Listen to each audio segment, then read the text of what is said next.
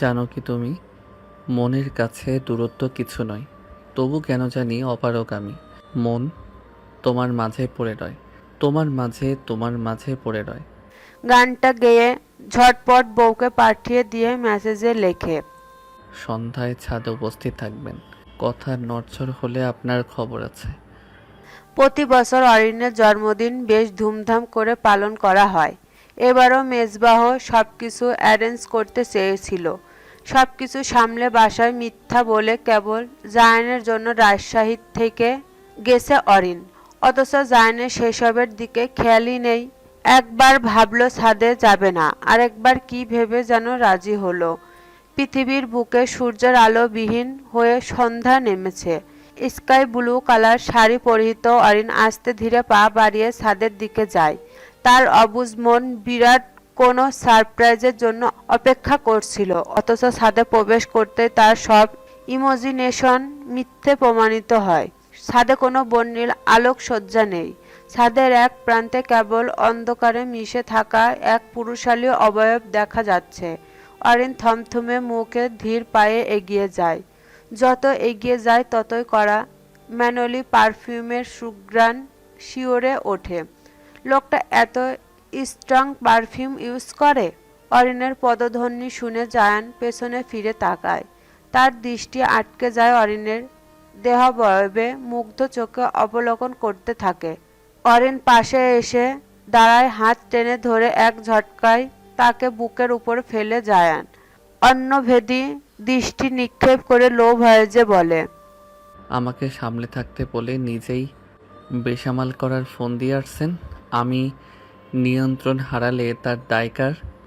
জায়ানের এমন দৃষ্টিতে অরিন সবকিছু গুলিয়ে ফেলে।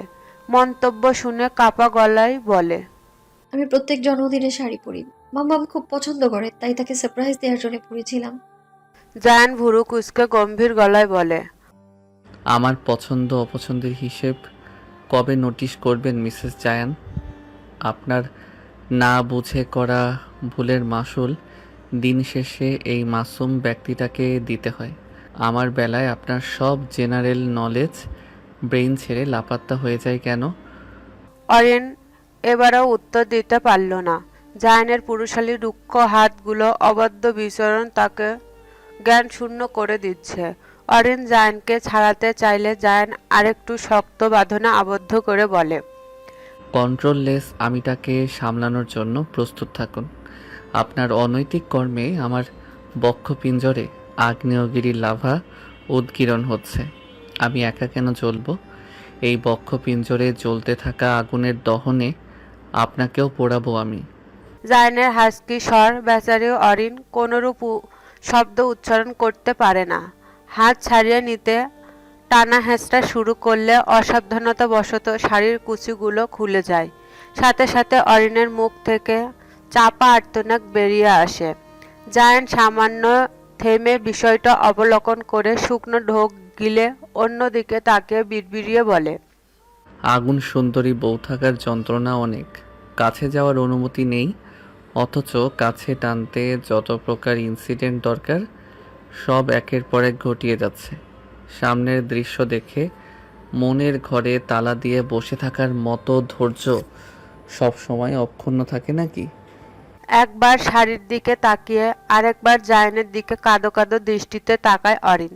জায়ান তার দিকে ফিরে ঠোঁট কামড়ে হেসে দিয়ে বলে, আমার জন্য যেহেতু হয়েছে আমি সবটা গুছিয়ে দিচ্ছি। অরিন এক হাতে সমস্ত শাড়ি সামলে নিয়ে বলে, দরকার নেই, আমি বাসে গিয়ে চেঞ্জ করে আসছি। আপনি এখানেও ওয়েট করুন। জায়ানের মুখটা ছোট হয়ে গেল। অরিন পিছনে ফিরে চলে যেতে নিলে জায়ান তাকে আটকে দিয়ে এক ঝটকায় কোলে তুলে নিল। অরিন চোখ বড় বড় করে তাকিয়ে বাধা দিতে চাইলে জায়ান অসহায় কণ্ঠে বলল, আমি গোটাটাই সভ্য, শুধু আপনার প্রসঙ্গে এক চিমটি অসভ্য। আমাকে এতখানি বেসামাল করার ফলস্বরূপ একটুখানি শাস্তি পেলে আহা মরি কিছু হবে না। জায়ানের লাজহীন কথায় অরিনের মুখটা রক্তিম হয়ে ওঠে।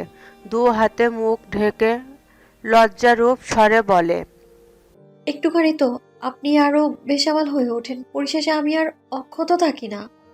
জায়ান ফ্ল্যাটে প্রবেশ করে দরজায় নক করতে করতে ভাবলেশীন গলায় বলল, আপনার সান্নিধ্যে আসলে আমি হুঁশ খুইয়ে বসি। হৃৎপিণ্ড লাগামহীন গতিতে রক্ত পাম্প করে মস্তিষ্ককে অস্থির করে তোলে। ভদ্রতা, সংযম, ধৈর্য এবং শান্তি নামক মহৎ গুণেরা আমাকে তালাক দিয়ে পরলোক গমন করে। অরিনের বুক ধড়ফড় করছে। বিশাল একটা ফ্ল্যাটে কেবল সে আর জায়ান অবস্থান করছে। বৈধ স্বীকৃতি পাওয়ার সম্পর্কে এসব খুবই স্বাভাবিক। কিভাবে বাধা দিবে সে জায়ানকে? অরিনের ভাবনার মাঝে জায়ান তাকে কোল থেকে নামিয়ে বেডে বসায়। সামনে হাঁটু গেড়ে বসে অরিনের একটা পা তার হাঁটুর উপর রেখে বেড সাইড ড্রয়ার থেকে একটা চমৎকার নীল পাথরের তৈরি পাইল বের করে। রত্ন পাথরটা দেখে অরিনের ভ্রু কুঁচকে আসে। জায়ান ওর মুখবহব দেখে বলে, জন্মদিনের অনেক অনেক শুভেচ্ছা মাই লাভ। আমার জীবনের সবচেয়ে মূল্যবান ব্যক্তির জন্য পৃথিবীর সবচেয়ে বিখ্যাত রত্ন পাথরের তৈরি পাইল পছন্দ হয়েছে? অরিন চোখ বড় বড় করে তাকিয়ে বলে। এটা এটা জায়ান স্মিত হেসে বলে। এটা হোপ হীরার তৈরি। অরিন বিস্ময়ে হতবিহ্বল হয়ে যায়। মুখ ফুটে কিছু বলার পূর্বে অরিনকে এক ঝটকায় দাঁড় করিয়ে দিয়ে শাড়ি কুচিগুলো হাতে নিয়ে বলে, নো মোর ওয়ার্ডস। এবার আমার পাওনাটা বুঝে নিতে দিন মিসেস তাওসিফ। অরিন কথা বাড়ায় না। কৌতূহলী দমিয়ে জায়ানের যত্নগুলো অনুভব করার চেষ্টা করে। শাড়ি পরানোর বাহানায় অরিনকে আরও বেশি এলোমেলো করে দিতে থাকে জায়ান। কোনো মতে শাড়ি কুচিগুলো গুছিয়ে জায়ানকে উঠিয়ে দাঁড়ায়। অরিন কাপা কণ্ঠে জায়ানকে বলে, আমি করে নিচ্ছি, আমাকে দিন। জায়ান মোহনীয় দৃষ্টিতে তাকিয়ে থেকে গুছালো কুচিগুলো ছেড়ে দিল। মুহূর্তের মধ্যে কুচিগুলো ঝরঝর করে খসে পড়ল। অরিন হকচকিয়ে উঠে বলল, এটা কি করলেন জায়ান? আমি অরিন বাকি কথা সম্পূর্ণ করতে পারল না। জায়ানের শক্তপোক্ত হাতের বাঁধনে আবদ্ধ হলো তার ছোট পেলব দেহখানা। অরিনকে বুকে জড়িয়ে ধরে অসহায় কণ্ঠে জায়ান বলল, আপনার মতামতকে সর্বোচ্চ গুরুত্ব দেওয়ার চেষ্টা করছি ম্যাডাম। আমাকে এভাবে বেসামাল করলে মতামত দূরে থাক, সামান্য নিষেধাজ্ঞাও গ্রাহ্য করা হবে না। পরবর্তীতে খেয়াল রাখবেন, ঠিক আছে? জায়ানের উষ্ণ নিঃশ্বাস অরিনের ঘাড়ে আছড়ে পড়ছে। তার উপর জায়ানের অবাধ্য হাতের বিচরণে ক্ষণে ক্ষণে শিউরে উঠছে মেয়েটা। এমতাবস্থায় জায়ানের উপরোক্ত কথা শুনে স্বস্তির শ্বাস ছাড়ে। তার স্বস্তিকে বুড়ো আঙুল দেখিয়ে জায়ান তাকে নরম ফোমের বিছানায় ছুঁড়ে ফেলে বাঁকা হেসে বলে, আমি সামলে গেছি, সেটা আমার অসীম ধৈর্যের ফলাফল। কিন্তু আপনার তো শাস্তি বাকি। অরিন কাঁদো কাঁদো চোখে জায়ানের দিকে তাকিয়ে ভাবে, এই বান্দা ইহ জীবনে কখনো তাকে বিন্দুমাত্র স্বস্তি দিবে না। অরিনকে এভাবে অসহায় হয়ে চেয়ে থাকতে দেখে বলে, আপনার স্পেশাল গিফট এখনো বাকি ম্যাডাম। অরিন মাথা নাড়িয়ে নাকচ করে বলে, আমার কোনো গিফট লাগবে না। আমি এখন বড় হয়ে গিয়েছি, বড়রা বার্থডে গিফট নেয় না। বিছানায় পড়ে থাকা আধখোলা শাড়ি পরিহিত অরিনের দিকে তাকিয়ে জায়ান তার গায়ের টি শার্টটা খুলে ছুঁড়ে ফেলে দেয়। বাঁকা হেসে হাস্কি টোনে মোহনীয় কণ্ঠে বলে, let's settle this like adults. Orin বিস্ময়ীভূত হয়ে চেয়ে থাকে কেবল। রুমের লাইট বন্ধ করে জায়ান এগিয়ে আসে। অরিনের উপর আধশোয়া হয়ে গলার মুখ ডুবিয়ে লম্বা শ্বাস টানে। অরিন শক্ত করে জায়ানের হাত দুটো খামচে ধরে। অরিনের অবস্থা দেখে বাঁকা হেসে ব্যঙ্গাত্মক স্বরে জায়ান প্রশ্ন করে, are you okay baby girl? অনুভূতিহীন তীব্র দহনে বশীভূত অরিন কোনরূপ শব্দ উচ্চারণ করতে পারে না। অরিনের নেশালো দৃষ্টি দেখে ফাঁকা ঢোক গিলে জায়ান। গলা ছেড়ে অরিনের অনাবৃত উদরে মাথা রেখে গম্ভীর কণ্ঠে বলে, are you ready for the biggest surprise প্রণয়পূর্ণা? অরিন ধীর স্বরে বলে। হুম। মিনিট খানেক পর হুট করে বাহিরে বিকট শব্দ শোনা যায়। অরিনের সাথে লেপ্টে থাকা জায়ান বিছানা হাতড়ে কিছু একটা খুঁজতে থাকে। কাঙ্ক্ষিত জিনিস হাতে আসতে সেটা প্রেস করে। ফলস্বরূপ বিছানার পাশে থাকা পর্দাগুলো সরে গিয়ে দৃশ্যমান হয় বাহিরের দৃশ্য। আচমকা সেরকম হওয়াতে অরিন কিছুটা ঘাবড়ে যায়। জায়ানের ঘরের এক পাশে সম্পূর্ণভাবে কাচের তৈরি, ভারী পর্দা দ্বারা আবৃত থাকায় অরিন লক্ষ্য করেনি আগে। এখান থেকে বাহিরের দৃশ্য প্রতীয়মান হয়। ফ্ল্যাটটা ১৯ তলা হওয়ায় নিচের দৃশ্যগুলো চমৎকার দেখায়। অরিন দেখল আকাশে ধোঁয়া উড়িয়ে দুটো ফাইটার জেট উঠছে। কিছু সময়ের ব্যবধানে সাদাটে ধোঁয়ার কুণ্ডলী কিছু অক্ষরে আবৃত তৈরি করে। সেখানে স্পষ্টভাবে লেখা SBD অরিন। অরিন অভিভূত হয়ে দেখে যায় সেই দৃশ্য। এত ইউনিক উপহার বুঝি দেওয়া যায়? জায়ান বরাবরই সাধারণ কিছু হৃদয় ছুঁয়ে যাওয়ার মতো স্মৃতি উপহার দেয়। জায়ানের এই অস্বাভাবিক কর্মকাণ্ডে অরিন দিন দিন অভ্যন্তর হয়ে উঠছে। জায়ানের এই অস্বাভাবিক কর্মকাণ্ডে অরিন দিন দিন অভ্যস্ত হয়ে যাচ্ছে। অরিনের নিজেকে সৌভাগ্যবতী মনে হয়। খুশিতে অশ্রু জমে চোখের কার্নিশে। জায়ানের সেই সবে ধ্যান নেই। সে এক মনে দেখে যাচ্ছে অরিনের কোমরের বাম পাশের কালো তিলটা। ফর্সা পেটে একদম নজর টিকার মতো লাগছে। জায়ান আলতো হাতে সেটা ছুঁয়ে দেয়। জায়ানের শীতল হাতের স্পর্শে অরিনের উদর খানিকটা সংকুচিত হয়। জায়ান কিছুটা অবাধ্য হয়ে তিলটার গাঢ় চুম্বন বসায়। অরিন যেন হুঁশে ফেরে। জায়ানের কাঁধে হাত রেখে কাঁপা গলায় বলে, সারপ্রাইজের জন্য অসংখ্য ধন্যবাদ। এখন আমি বাসায় যাব। অরিনের কথা না শুনে তিলটার উপর সূচালো দাঁতের প্রয়োগ করে জায়ান। অরিন আর্তনাদ করে জায়ানের কাঁধ খামচে ধরে। জায়ান লাল হয়ে যাওয়া জায়গাটায় আলতো চুম্বন এঁকে পুনরায় উদরে মুখ ডুবায়। অরিনের কথায় প্রতি উত্তরে ভাবলেশীন গলায় বলে, মাই প্লেজার মিসেস তাওসিফ। আপনি আপনার বাসায় আপনার স্বামীর সাথে আপনার বেডরুমেই অবস্থান করছেন। বাড়তি কথা না বলে শান্ত থাকুন। আমি ভীষণ টায়ার্ড। আপনাকে বালিশ বানিয়ে কিছুক্ষণ ঘুমিয়ে এই ক্লান্তি দূর করতে চাই। অরিন কাঁদো কাঁদো গলায় বলে। আপনি আমায় ভীষণ জ্বালাতন করেন Zayan. This is not fair. Zayan মৃদু হেসে অরিনের উদরে আলতোভাবে নাক ঘেঁষে দিয়ে হাসকি স্বরে বলে, আপনার যন্ত্রণা অতি শীঘ্রই দ্বিগুণ হতে চলেছে মিসেস তাওসিফ। একদিন ঠিক এখানটায় আমাদের অস্তিত্বের আগমন ঘটবে। আমার অবর্তমানে আপনি যতটুকু স্বস্তিতে থাকেন সেটাও খুব জলদি হরণ হতে চলেছে। জায়ানের কথায় অরিন সর্বাঙ্গেও অজানা শিহরণ বয়ে যায়। অদ্ভুত ভালো লাগার অনুভূতিতে শিহরিত হয় অন্তর্পট। আচমকা রিংটোনের শব্দ অতীতের ভাবনা থেকে বেরিয়ে আসে অরিন। ফোন রিসিভ করে অপর পাশের কথা শুনে কপাল চিন্তায় ভাঁজ পড়ে। তাড়াহুড়ো করে উঠে দাঁড়িয়ে চিন্তিত স্বরে বলল, আমি আসছি। শেহরোজের স্কুলের প্রসঙ্গে এসে থামল একটি সাদা রঙের গাড়ি।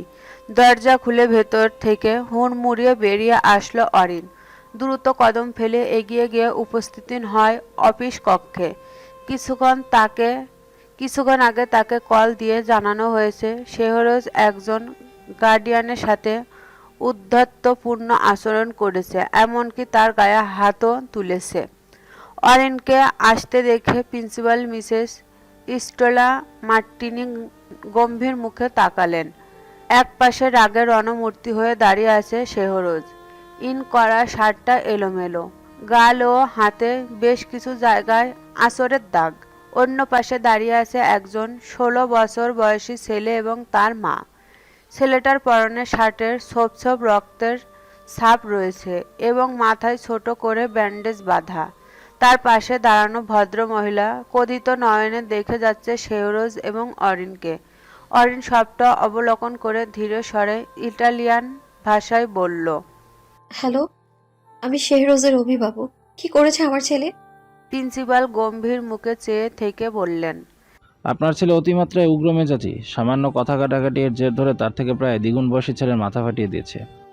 প্রিন্সিপাল ম্যাম তার কথা শেষ করতে সেই ভদ্র মহিলা চেঁচিয়ে বললেন, সত্যি কথা গায়ে লাগে। আমার ছেলে কোনো অন্যায় করেনি, সে কেবল সত্য কথা বলছে। এতেই ছোট মরিচের গায়ে আগুন ধরছে। আমি অবাক হইনি। যার মা এমন তার সন্তান কেমন হতে পারে সে বিষয়ে স্পষ্ট ধারণা আছে। ভদ্রমহিলা একজন বাঙালি। অরেন কথাগুলো শুনে স্পষ্ট বুঝল তার ক্ষোভের কারণ। তবে পুরোটা জানতে শেহরোজের সামনে বসে ধীর গলায় বলল। আব্বাজান, ঘটনা কি ঘটেছে বলো তো? অন্যরা বাদ সাধ্যে নিলে অরেন চড়া গলায় বলে। সবার কথা বলার সুযোগ আছে। শেহরোজ এক পলক সেই ছেলেটা এবং তার মাকে দেখে বলে। আমার ছুটি হওয়ায় বাইরে গাড়ির জন্য অপেক্ষা করছিলাম। হুট করে আমাকে ডেকে উনি বাজে উনিটা বউ ছুঁয়েছে। উনি বলছে তুমি নাকি খারাপ মেয়ে, তুমি নাকি ধোঁকাবাজে মেয়ে, খারাপ ছেলে বোন। আমার বাবাকে সেটা নাকি তুমি জানো না। আমার নাকি আমি ঠিক নেই, আমার বাবা নেই, তাই তুমি নাকি আমার ক্যাট মেয়েতে বাবাকে পটানো এটুক নাকি তোমার কারণ। অবধ শেহরোজ কি বলবে তার মানেটা হয়তো সে নিজেও জানে না। অরেন সবটা শুনে অবাক চোখে তাকালো সেই ভদ্র মহিলার দিকে। তিনি মুখ বাঁকিয়ে অন্য দিকে তাকান। প্রিন্সিপাল ও খানিকটা ভরকে যায় এবং কথা শুনে। বিচার নিয়ে আসার পর এই ভদ্র মহিলা এমনভাবে রংচং মাখিয়ে কথা বলছিলেন যে শেহরোজের কথায় শোনার ব্যাপারটা মাথাতেই আসেনি। সবার রিয়াকশন দেখে ক্ষিপ্ত স্বরে শেহরোজ আবারও বলল। ও ঠাউট কি করে হয় তোমাকে খারাপ বলার? সে কেন তোমাকে খারাপ বলবে? ও কেন আমার বাবাকে মন্তব্য করবে? শেহরোজ রাগে ফোঁস করছে। অরিন তাকে সামলে সেই ভদ্র মহিলার সামনে দাঁড়িয়ে কোনরূপ বাক্য ব্যয় ছাড়া ঠাস ঠাস করে পরপর 3টা থাপ্পড় মারে। অরিনের শক্ত হাতের থাপ্পড়ে তিনি তবদা খেয়ে যান। উপস্থিতি সকলেই বিস্মিত। অরিন সেই ছেলেটার সামনে দাঁড়িয়ে অস্বাভাবিক শান্ত স্বরে বলে। তোমার বাবা স্ল্যাটদের প্রতি ইন্টারেস্টেড হলে সেটা স্ল্যাটদের দোষ নয়, দোষটা তোমার বাবার চরিত্রের। খানিকটা থেমে দাঁত কিরমিরিয়ে পুনরায় বলল। তোমার বেয়াদব বেকুব লাজহীন জ্ঞানহীন অসভ্য আম্মুকে বলবে তোমার বাবার সামনে স্ল্যাটের ভূমিকা পালন করতে, তাহলে তোমার চরিত্রহীন বা পণ্যের পেছনে ঘুরবে না। নিজের ঘরেরটা আগে সামলাও, তারপর পরের দিকে আঙুল তুলো, কেমন? কেউ প্রতি উত্তর করার সাহস পেল না। অরিন বাঁকা হেসে প্রিন্সিপালের দিকে তাকিয়ে বলল। আমার ছেলে ভুল করেছে, তবে অন্যায় করেনি। আশা করি আপনি বিবেচনা করে সঠিক বিচার করবেন। অনাকাঙ্ক্ষিত ঘটনার জন্য দুঃখিত, আমি সিদ্ধান্ত জানিয়ে দেবেন। আমি অপেক্ষা করব। কথাগুলো বলে শেহরোজের হাত ধরে চলে গেল অরিন। পেছনে ফিরে তাকানোর প্রয়োজন বোধ করল না। অরিনের বেরিয়ে যাওয়ার মিনিট খানেক পর সশব্দে বেজে উঠল প্রিন্সিপালের মার্টিনিস ফোন। আননং নাম্বার দেখে ভুরু কুঁচকে রিসিভ করতে ওপাশের কথাবার্তা শুনে ভরকে যান। এসি রুমে থাকা সত্ত্বেও কপাল বেয়ে শ্বেত জল গড়িয়ে পড়ে। গাড়ির ব্যাক সিটে বসে আছে অরিন এবং শেহরোজ। অরিনের ছেলেকে শান্ত করার চেষ্টা করলেও ক্ষিপ্ত শেহরোজ অরিনের কথা শুনতে নারাজ। অতিরিক্ত রেগে যাওয়ার ফলে মুখ দিয়ে কথা বেরোচ্ছেন না তার। শেহরোজ রাগান্বিত চোখে চেয়ে অরিনকে প্রশ্ন করে। মা বাবা কেন আছেন আম্মু? তুমি আমার কেন বাবার কাছে যেতে চাও না? অরিন বোঝানোর স্বরে বলে। আমি তোমার মা, আর আমিই তোমার বাবা। শেহরোজ জেদি গলায় চিল্লিয়ে বলে। না, তুমি আমার বাবাও নও। সবাই বাবা আলাদা, আমার আলাদা বাবা আছে। আমি বাবার কাছে যাবো, আমি এক্ষুনি নিয়ে চলো। অরিন ছেলের এক রোগা আচরণ দেখে বলল। এমন করে না বাচ্চা, তুমি না গুড বয়। শেহরোজ কেঁদে ফেলে বলল। আমাকে ফোন দাও। শেহরোজের টেম্পারেট আচরণ দেখে অরিন ভয় পায়। শেহরোজ ম্যাচিউর বেবি হওয়ার তার বিশেষ কিছু শারীরিক সমস্যা আছে। হাইপার হওয়ার তার জন্য বড্ড ক্ষতিকর। ছেলেকে সামলাতে না পেরে অরিন তাকে কাছে ডেকে জড়িয়ে ধরে তার হাতে ফোনটা দেয়। ফোনে হাতে নিয়ে লক খুলতে আচমকা একটা ছবি দৃশ্যমান হয়। ছবিটা দেখে অরিনের বুক ধপ করে ওঠে। ছবিটা জায়ানের। সিসিলিয়ানের মুহূর্তগুলো স্মরণে রাখার জন্য জায়ানের বেশ কিছু ছবি তুলেছিল। ছবিগুলো দেখতে গিয়ে সেগুলো পুনরায় লক করতে ভুলে গেছে বেচারি। শেহরজ ছবিটা এক মনে দেখে প্রশ্ন করে। এটা কে মাম্মাম? ছেলের প্রশ্ন অরিন থমকানো কণ্ঠে শান্ত সুরে বলল। প্রতিশোধের নেশায় উন্মাদ এক অপ্রেমিক। আশানুরূপ উত্তর না পেয়ে ফোনটা দূরে ছুঁড়ে ফেলে শেহরোজ। জেদ সামলাতে না পেরে ফুপিয়ে কেঁদে ওঠে। বদ মেজাজি ছেলের উগ্ধতাপূর্ণ আচরণ সহ্য করতে না পেরে মৃদু স্বরে তাকে ধমকে ওঠে অরিন। তা দেখে শেহরোজের জেদ আরও বেড়ে যায়। কাঁদতে কাঁদতে আচমকা শ্বাসকষ্ট শুরু হয়। অরিন শক্ত হাতে তাকে কাছে টেনে পিঠে হাত বুলিয়ে দিয়ে ধৈর্য ধারণ করতে বলে। ছেলের অবস্থা দেখে বুকটা মুচড়ে ওঠে। স্তম্ভিত দৃষ্টিতে কিছুক্ষণ তাকিয়ে থেকে অন্তিম সিদ্ধান্ত পৌঁছায়। লুকোচুরির খেলা সমাপ্ত হয়েছে, এবার সময় এসেছে সত্যের মুখোমুখি হওয়ার। অসুস্থ ছেলের শিয়রে বসে আছে অরিন। ছোট জানটার নিস্তেজ হয়ে শুয়ে আছে, মুখে অক্সিজেন মাস্ক দেওয়া। মাঝে মধ্যে জোরে সোরে শব্দ করে শ্বাস নেওয়ার চেষ্টা করছে। ছেলের অবস্থা দেখে অরিনের বুকটা কেঁপে ওঠে। ছেলেটা একদম জায়ানের মতো হয়েছে, রূপে গুণে আচরণে সবটা তার মতো। শুরুর দিকে শেহরজকে দেখলেই অরিনের বুকটা হাহাকার করে উঠত। মানবপটে কেবল চেনা মুখটা উকি দিত। মানুষটা যদি তাকে প্রাপ্য সম্মান দিত তবে গল্পটা অন্যরকম হতো। জায়ানের সাথে থাকাকালীন সময়ে অরিনের কখনো মনে হয়নি মানুষটা প্রতিশোধের নেশায় তাকে বরবাদ করার ফন্দি আঁটছে। মানুষ এত নিখুঁত অভিনয় করতে পারে? মস্তিষ্ক বলে জায়ান দোষী, কিন্তু হৃদয় মানতে নারাজ। দিন শেষে তাদের মনোমালিন্য অরিন ক্লান্ত হয়ে যায়। ভাবনা থেকে বেরিয়ে আনমনে বিড়বিড়িয়ে বলল।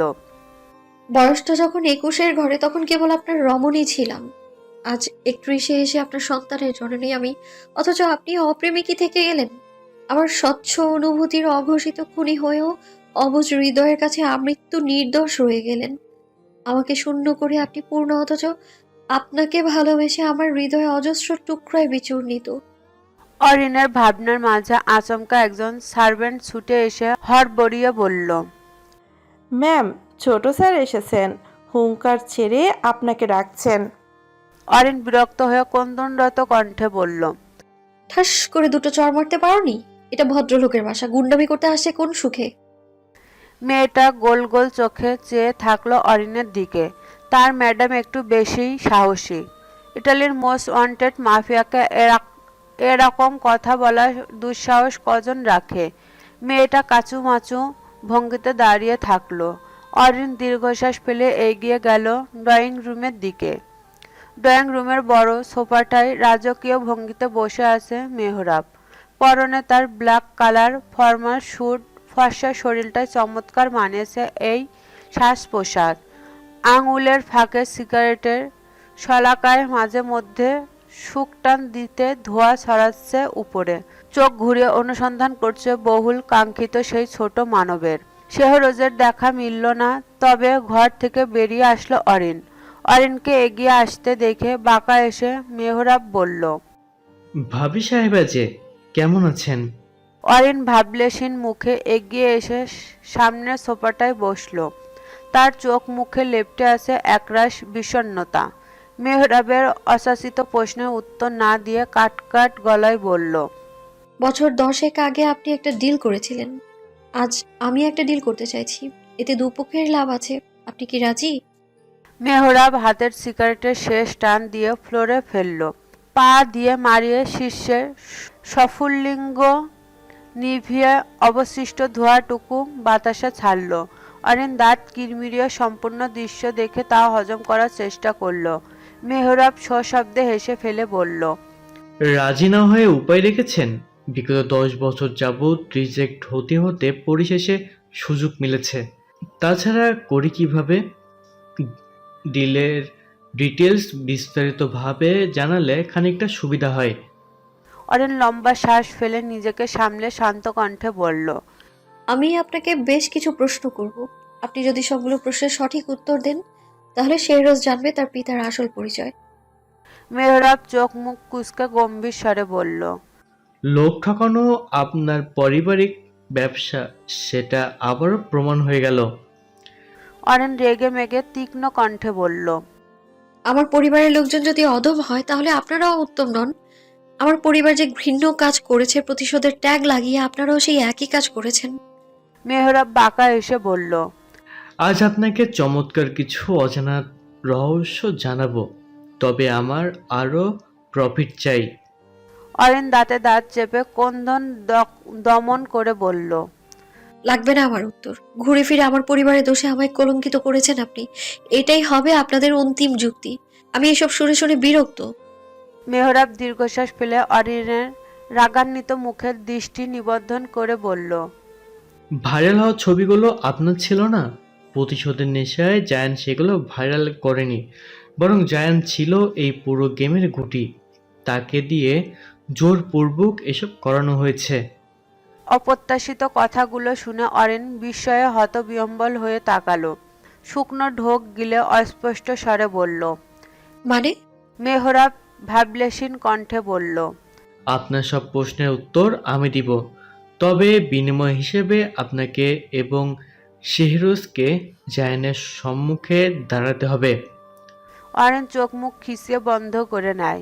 লম্বা শ্বাস ফেলে শুকনো ঠোঁট জিভ দ্বারা ভিজিয়ে নিজেকে সামলাতে চেষ্টা করল। অরিনের অবস্থা দেখে শেহরোজের জন্য আনা একটা জুসের বোতল অরিনের দিকে বাড়িয়ে দিয়ে বলল। কথা শোনার আগে হুঁশ হারালে হবে, স্বাভাবিক হওয়ার চেষ্টা করুন। অরিন কিছুক্ষণ থম মেরে বসে থেকে বলল। আমি রাজি, তবে কোনো কিছু না লুকিয়ে সম্পূর্ণ সত্যিটা আমায় বলতে হবে। মেহরাবের ঠোঁটের কোণে এক চিলতা হাসি দেখা যায়। পরিশেষে বন্ধুকে দেওয়া কথা সে রাখতে পেরেছে। অরিনের সম্মতি শুনে লম্বা শ্বাস ফেলে বলতে শুরু করে অতীতের কথা। মাফিয়ারা তরুণীদের কাছে হার্টথ্রব হলেও এক্ষেত্রে বাস্তবতা পুরোটাই উল্টো। নিকৃষ্ট অপরাধীদের দ্বারা তৈরি একটি সংগঠনের আসল মালিকের বলা হয় গডফাদার। মাদক পাচার, মানব পাচার, হীরা ও স্বর্ণ পাচার, চোরাচালান, অবৈধ অস্ত্র চালান, সাইবার ক্রাইমের মতো সব ধরনের অনৈতিক কাজ নিয়েই এ ধরনের চক্র শঙ্কিত। মাফিয়াদের মনুষ্যত্ব বলতে কিছু থাকে না। প্রেম, প্রণয়, প্রিয় মানুষ শব্দগুলো তাদের জন্য ধ্বংসের শিরোনাম। মেহরাবের চাচা মাহদীপ শিকদারকে যখন প্রমাণ হস্তান্তর কথা বলা হয় তিনি ছাপ নিষেধ করে দেন। অসৎ কাজে তিনি কখনোই নিজেকে জড়াতে চাননি। মিথ্যা মামলায় জেলে থাকার পরেও তিনি সত্য উন্মোচনের প্রচেষ্টা জারি রাখতে চেয়েছিলেন। যখন প্রিয়তমা স্ত্রী এবং পরিবার হুমকির মুখে পড়ল তখন তিনি বাধ্য হয়ে সকল প্রমাণ হস্তান্তরের সিদ্ধান্ত নেন। এরপরও মিলেনি মুক্তি। সৎ মনোভাব পোষণের পরও এত অসম্মান, অপবাদ সহ্য করতে পারেননি মাহদীপ শিকদার। তিনি একজন দুর্ধর্ষ পুলিশ অফিসার ছিলেন। পুরো ডিপার্টমেন্ট তার নক্ষত্র হিসেবে চিনত। সেই মানুষটা নিজের এমন পরিণতি দেখে আকুল পাথরে পড়ে। প্রশাসনের সকল ব্যক্তি মোশাররফ ওয়াহিদের সাথে অপর পাশে তিনি একা। এই লড়াইয়ে কখনোই তিনি জিত হাসিল করতে পারবেন না, সেটা স্পষ্ট জানতেন। নিয়তি মেনে নিয়ে যাবজ্জীবন কারাদণ্ড গ্রহণ করে নিয়েছিলেন। হুট করে খবর আসে তার প্রিয়তমা স্ত্রীর মৃত্যু।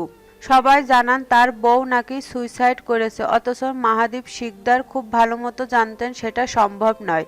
স্ত্রী এবং সন্তানের মৃত্যু উনাকে পুরোপুরি নিঃশেষ করে দেন।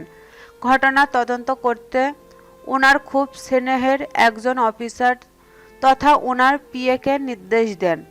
দুদিন পর মুখে আধার নামিয়ে খুব করুণ কণ্ঠে সেই অফিসার বলেন। মোশাররফ ওয়াহিদ একজন দুশ্চরিত্র লোক। আপনার সাথে ঝামেলাটা তার ইগো হার্ট করে। মেইলিকে স্যাটিসফাইড করতে তিনি কৌশলে ম্যামের গোসলের সময়কার একটা ভিডিও ধারণ করেন। সেই ভিডিও হোয়াটসঅ্যাপে পাঠিয়ে ম্যামকে কুপ্রস্তাব দেন। ম্যাম রাজি না হয় সেটা নেটে ভাইরাল করা হয়, খবর ওঠানো হয়, আপনি জেলে। তাই দেহের ক্ষুধা মেটাতে নাকি ম্যাম পার্টিতে অফিসের লোকজনকে সব ভিডিও পাঠিয়েছে।